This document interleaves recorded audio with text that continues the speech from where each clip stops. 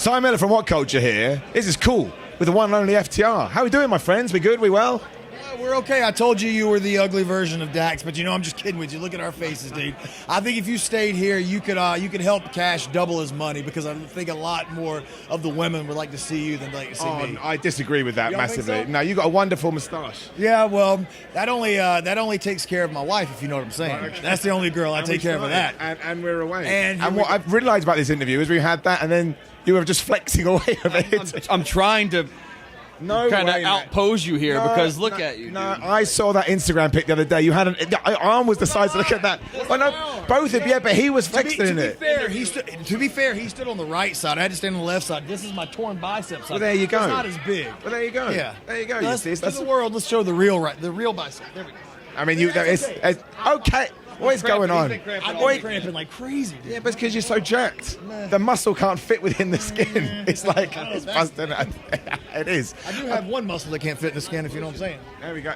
I may just leave this and let you guys talk, to be completely honest with you. So look, I'm going to ask you questions. I'm sure you've been asked 1,000 times before, but I want to ask them. Because right now, after everything you've been through, all your experiences, your different promotions, riding the roads, as we were just talking about, there is a huge contingent of people out there that say you are the best tag team in the world. How on earth... Well, I want to know how you feel about that. How do you approach that? Because, again, the first time you go to wrestling school, whatever we're going to call it, we all have dreams, we all have hopes.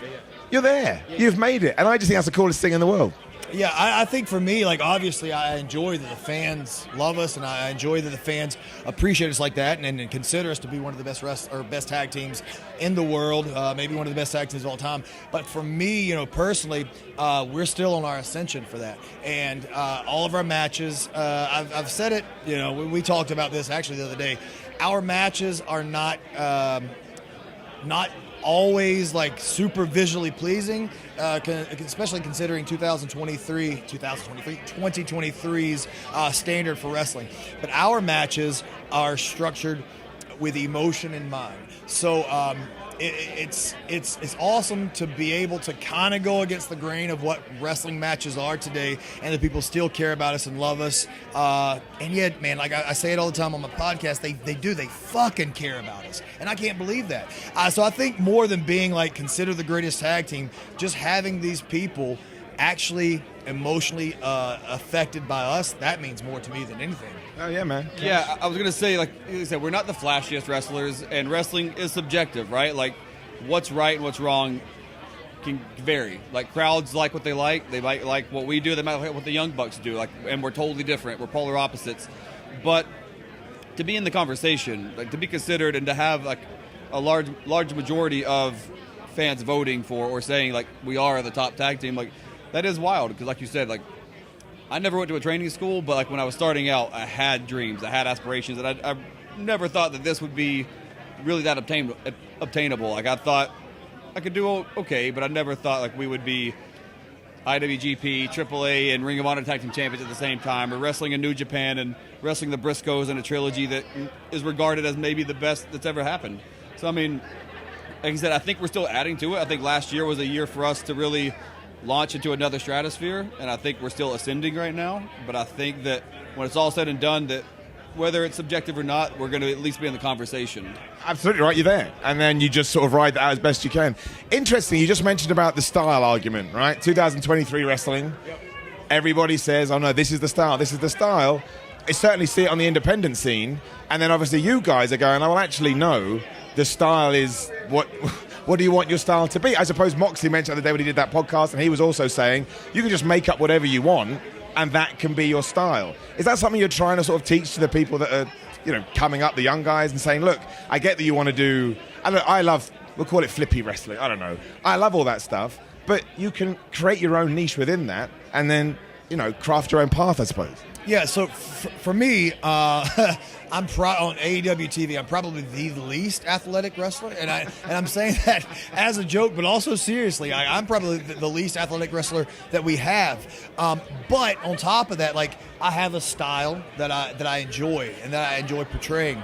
And I've said it a million times, Brett made me feel a certain way. Yeah, me too. And there's a reason why in 1993 1993 when I watched The King of the Ring, I fucking fell in love with him and wanted to be a wrestler. And in 2023, we're going to have lunch with him, and I still am in love with him. You know what I'm saying?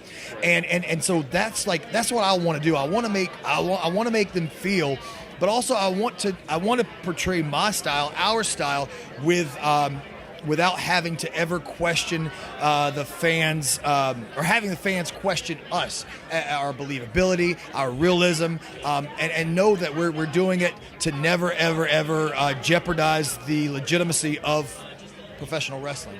And I think whatever style you have, whatever style you portray, as long as the legitimacy of wrestling is never questioned and the people like it, then it's a good style. Couldn't agree more. I use a couple of different analogies a lot, but it's like a superhero movie. Some people love the Michael Bay Transformer movies, and they're kind of considered mindless entertainment, right? But to an extent, as opposed to another comic book movie like The Dark Knight, which is much more gritty and based in reality as far as you can go. Like, there's less CGI, there's less far-fetched stuff. They try to make it as realistic as possible. Yeah. And I think that's wrestling. Like, you can have the freaking matches where there's explosions and crazy stuff going on, but at the end of the day, people are going to be more drawn to emotion. And the athleticism that the generation has now is better than it's ever been. But then you have guys that never evolve past that. And then you have guys like Will Ospreay, who learned that he doesn't have to do everything all the time, even though he's one of the most gifted athletes in the world. When he started realizing how to tell all the stories he wanted to do and getting those moments and those emotions, he gets more reaction now from just doing something and standing there and looking at the crowd than he ever would have to do it, as opposed to a 630 or something to the outside. I love watching Vikingo and Commander, for instance, last night at Supercard of Honor.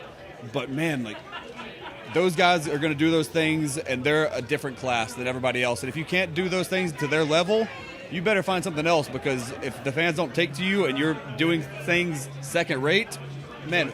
But also, real quick, and I'll let you continue. But with what he's saying with Vikingo and stuff, and guys like Ray Phoenix and Nick Jackson, if you can't do as well as they can, just don't fucking do it. But here's the thing: if you are going to do it, and if you can do it as well or better than them, you got to remember it's our job to make the fans care about us, not care about your 450. They're going to pop for the 450, and I always, going off the movie thing, I always equate it to you can have disaster movies, and you can go with your buddy. If me and you go and watch that disaster movie, where we're like, fuck yeah, blow up, that shit, that's awesome, the building fell down, and we walk out and we have our popcorn, like, dude, that was a badass movie. But tomorrow we don't talk about the movie.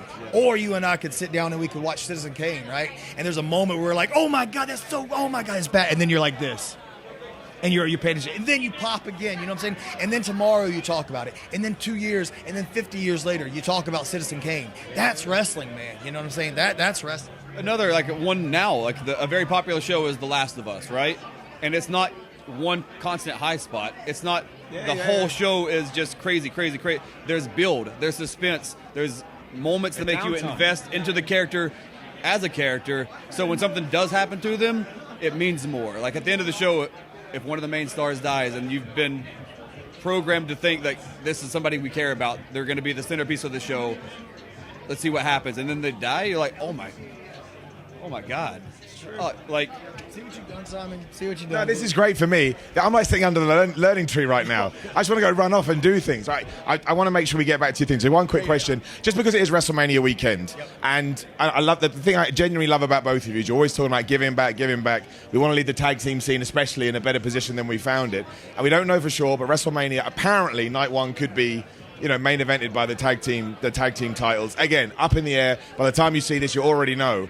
But if that does happen, do you think that is the industry as a whole, because again, it all works together, everything rolls downhill, and left, right, center, do you think that should hopefully then, I mean, AEW already does it, right? But do you think hopefully the entire industry will start finally going? Because why wouldn't you? It doesn't always have to be a singles. It depends, like you just said, and both of you, what do I feel, right? What do I feel? And the reason that's there is because people feel it and they're drawn to it. Yeah, I think it all depends. I mean, it absolutely could. That could be the catalyst to set it off, but it all depends on one man in that company, at least. One man.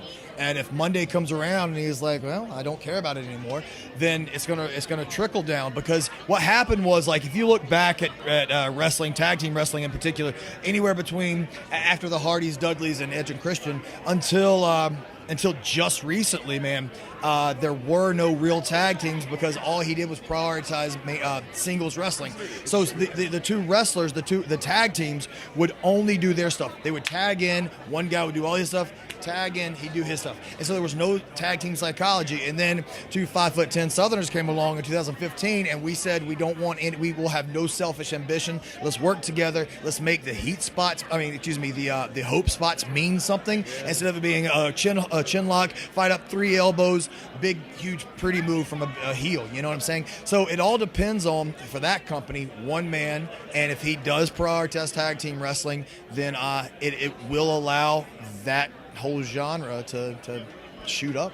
Yeah, I think so. So I like to hope that it will be the catalyst. I like to hope that it could be like the jumping off point for tag team wrestling to really get the spotlight that it deserves and the dedication. I feel like, as far as other teams that have been built and developed and cultivated, there's not a ton right now. So like, it depends on how, if it does main event, huge for tag team wrestling, but it also depends on how they follow it up after that. Because, and I hope that this doesn't come out wrong. If it does, I mean, it does, whatever. If it does, they'll just get mad at me.